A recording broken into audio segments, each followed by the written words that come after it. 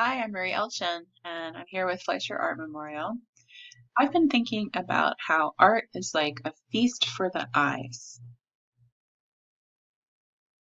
I see a pile of potatoes connected with wires.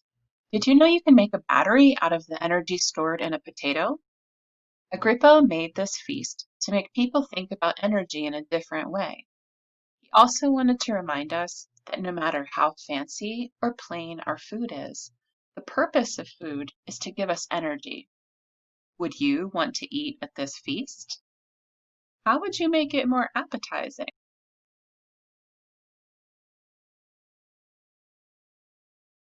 Take a look at Victor Barbazette's trompe-l'oeil plate. Trompe-l'oeil means trick the eye in French. He was trying to make it look like there was actually food on this plate. Would you eat everything on this plate? Artists have been making art about food throughout history. Sometimes because food is just beautiful to look at, sometimes to show the abundance of nature. Everything we need is available. Sometimes to show the cycle of life. Things grow and live and they die. What do you see on Barbazette's plate? Would you eat everything on here? I think I'd only want to eat the fish and the lettuce, but I bet the fish would eat all the bugs. Barbazette shows us that we are part of a food chain of animals eating other animals and other plants that get energy from the sun. Take a look at Judy Chicago's dinner table Sojourner Truth setting. Doesn't it look ready for a feast? What do you notice here? This looks like a table I'd like to sit at. Judy Chicago designed 39 table settings for a large triangular table she called the dinner party. Each place setting celebrates a different woman in history with a placemat showing their name, a goblet to drink from, fork, knife, and spoon for eating with, and a special plate to show something special about the important person. This one celebrates Sojourner Truth, an African American who escaped enslavement in the 1820s and spent the rest of her life working for the abolition of slavery, also for voting rights for women and equality for all people. The plate shows three faces. One looks back, crying for the pain of the past. One masked face looks at us, sitting in the present moment. And the last one looks forward with a raised fist, fighting for a better future. Judy Chicago got a lot of help from other artists to make this artwork. Sculptors, quilters, embroiderers, researchers, and installers. How she made this reminds me about how families come together to prepare for a special meal. There's no food on this plate yet, but Judy Chicago still shows us that we need energy to live and do good things in the world. Time to brainstorm a little about what kind of art you'd like to make inspired by food. Think about a special meal you've had or would like to have. Who would you like to eat with? Who would you invite to your party? What would you eat together? Do you have a favorite food? Is there a special food for a special occasion? How would you set the table to make everyone feel special? Take a moment to write down or draw some ideas.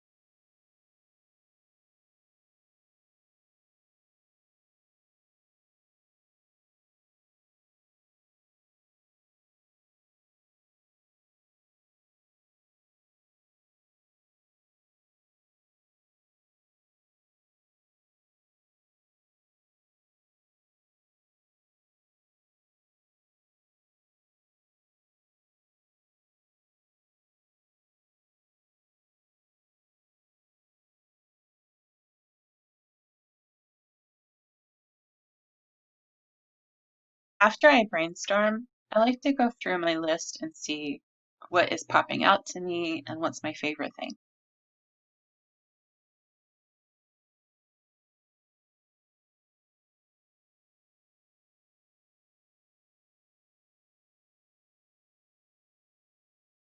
When you look at your brainstorm and you found your favorite things, which one makes pictures pop up in your head?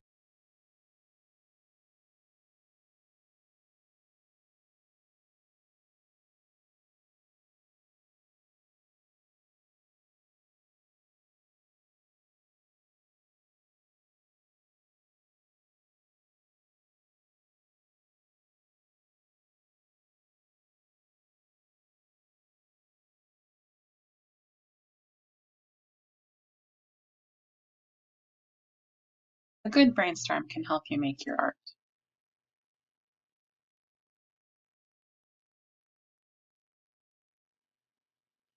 If we're going to make art about food, maybe we need to set the table first.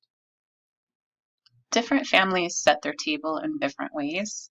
This is the way that my family taught me how to set a table. It's nice to have a pretty tablecloth. We eat our food on a plate in the middle. The fork goes on the left. The knife and spoon go on the right. You need something to drink out of. Your family might set the table differently. What would your table setting look like?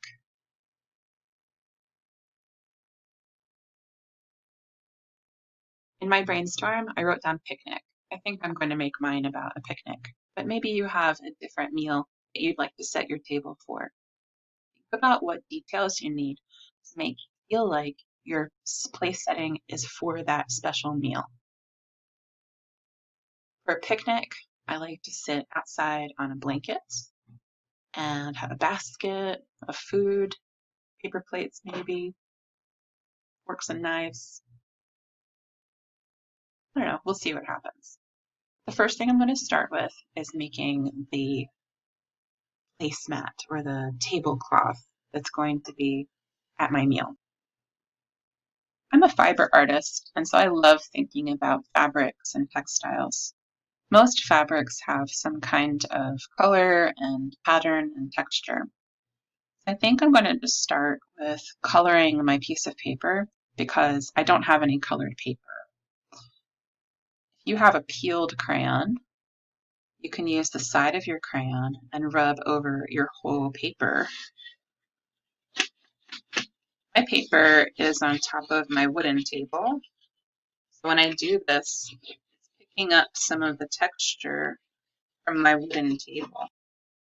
Maybe this would look like my piece of paper is a table.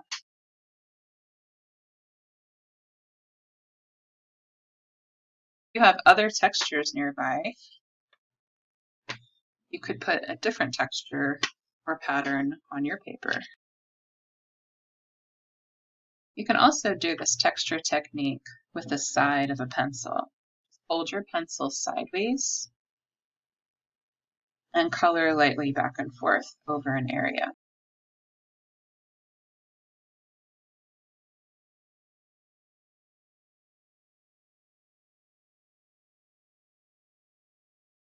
If you don't have textures nearby, but you want to make it look like there's a pattern, you can draw a pattern.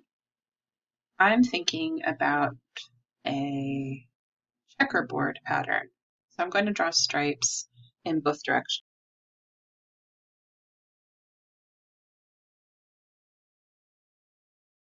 But any shape or line that you repeat, create a pattern. Do you have a favorite piece of fabric in your house?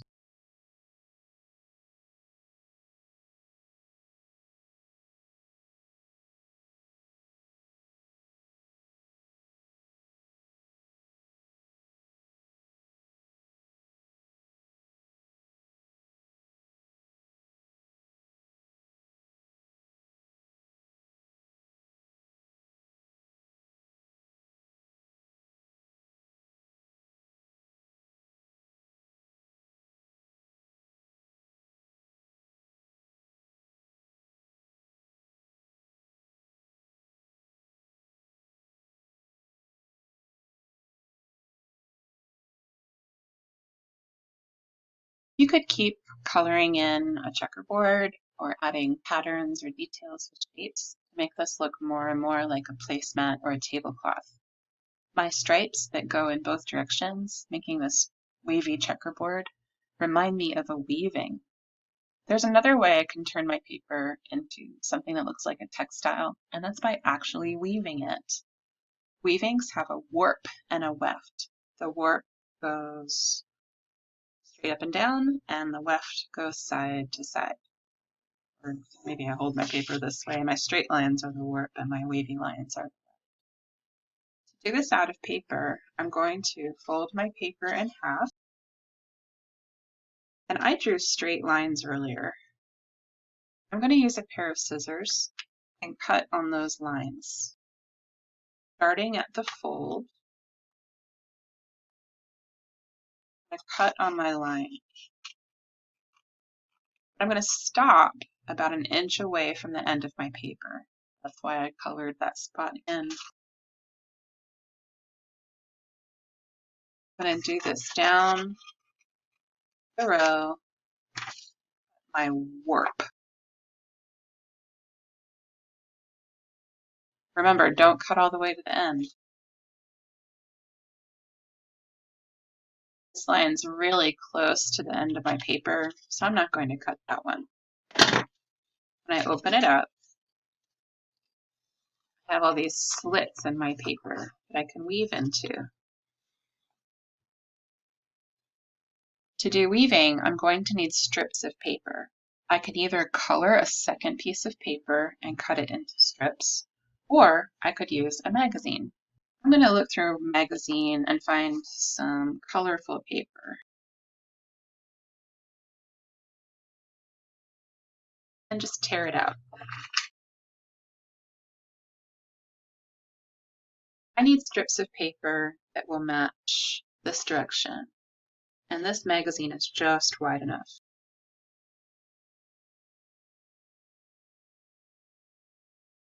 You can make thin strips or thick strips.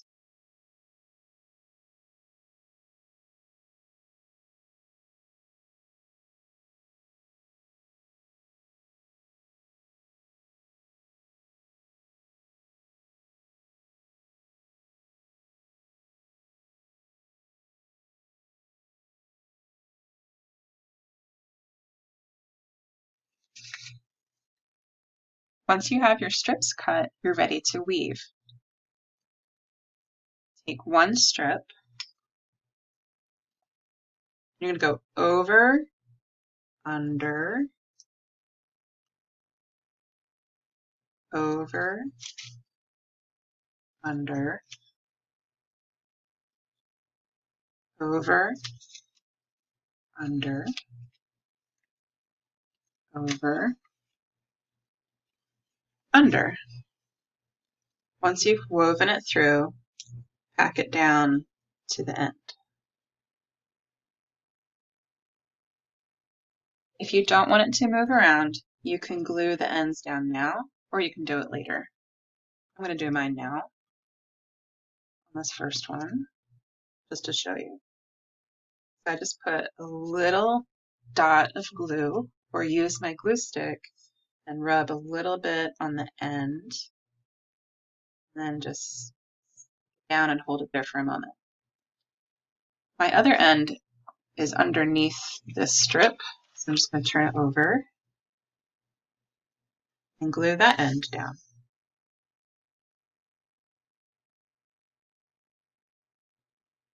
If you glue as you go, your strips won't fall out or move around. On the next one, I need to switch the order. I started here with an over, which means on my next one I have to go under, and then over,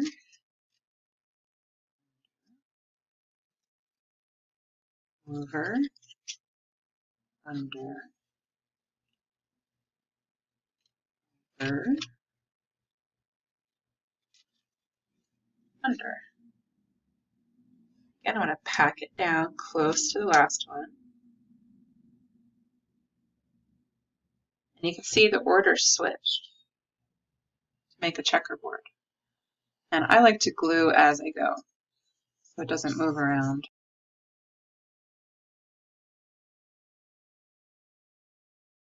Just a little dot or dab of glue will make it stick. Right, I'm just going to keep going, weaving my paper until I run out of room. Just make sure you switch the order each time. So if the last one went under, the next one goes over.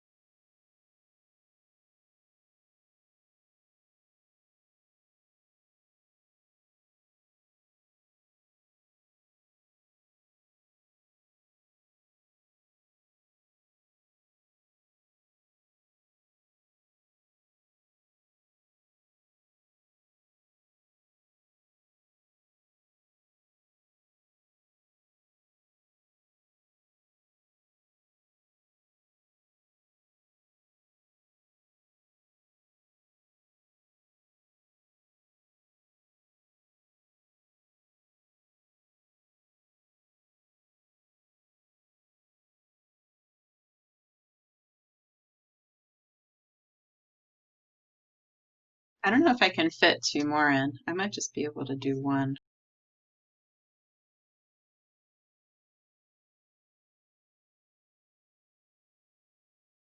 That last one can be a little tricky.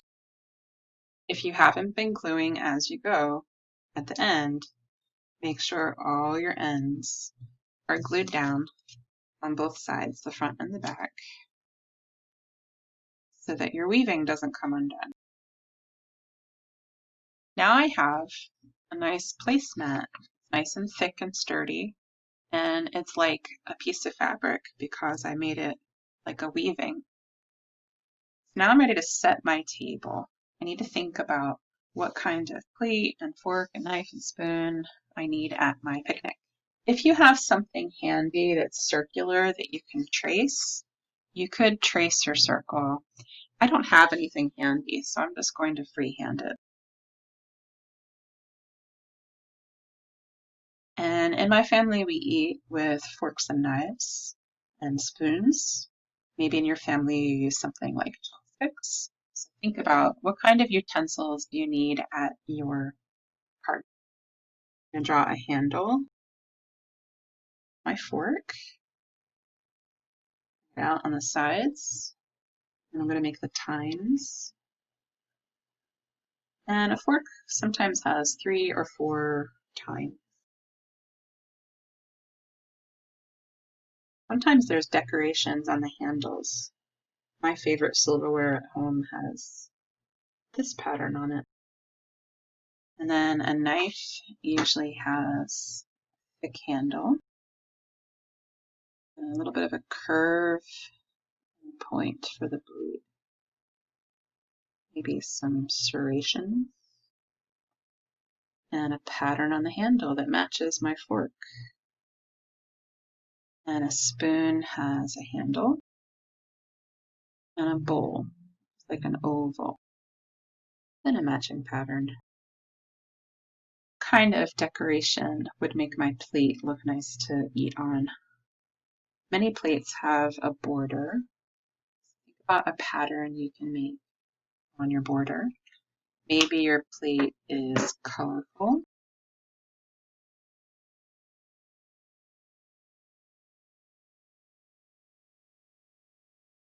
Maybe your plate has pictures on it. You can go back to your magazines if you have magazines and see if there's something that would make a good decoration on it.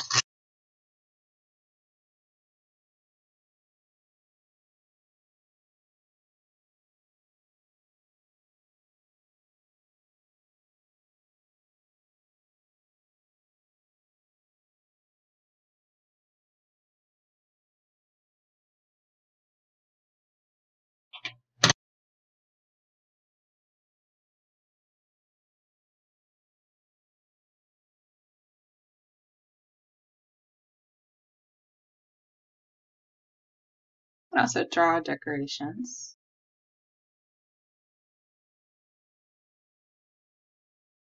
When you're finished decorating your plate, you're going to cut out all of your pieces.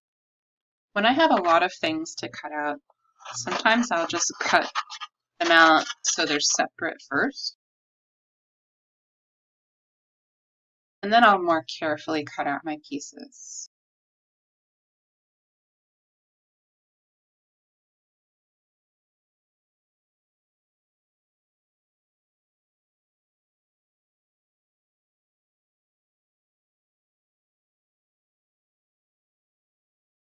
When all your pieces are cut out, it's time to set your table by gluing them all down.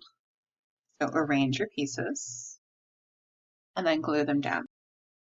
Since I'm using a glue bottle, I'm just going to run a thin line of glue around the edge of my paper. The edges are more important than the middle. Place it carefully and then pat it and hold it down. If you have glue stick, you might also want to give it a little rub to make sure it's same thing on my plate. I'm just going to go around the edge, get a dot in the middle, hold it down.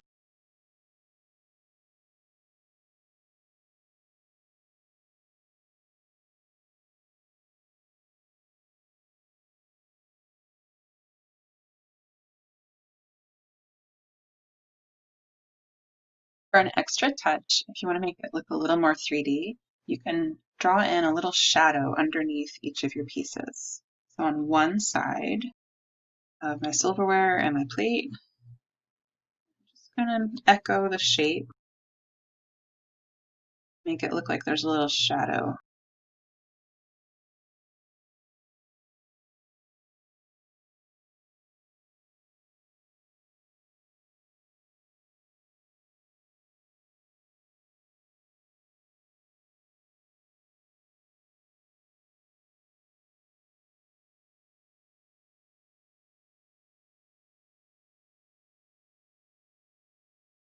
When your place setting is all done, make sure you put your name somewhere. We're going to add to this later, so just hold on to it. I hope you had fun making your place setting. Does your table setting look inviting? Does it show anything about the people who will eat together?